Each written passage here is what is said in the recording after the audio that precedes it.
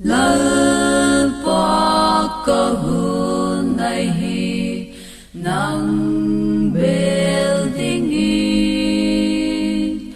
Khross gikpua lengle hunai ingka Nangma chawihawi nala kadam sungin sangka Lalpa kahun ai hi nang bel dingin vang vai gual lengle nitum nungin Thimin kîmvel suang khapchak mang lama chun Vânah nuam ingka huai Lalpa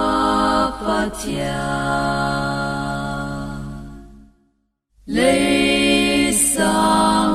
kidaw van zot na din van sol chak te hungin pidin gam thip ani tumin tha âksi imudin van sol chak te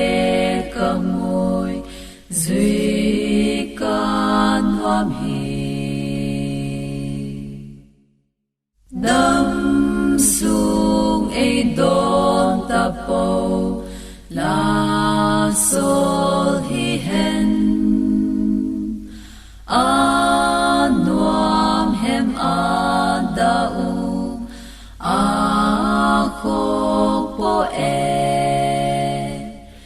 zia hi don zing ingka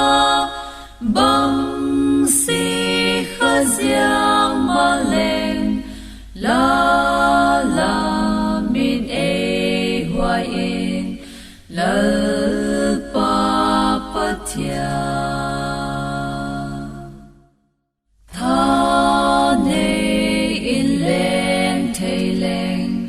Vânah Angel Thâ Âksi hileng lento tangka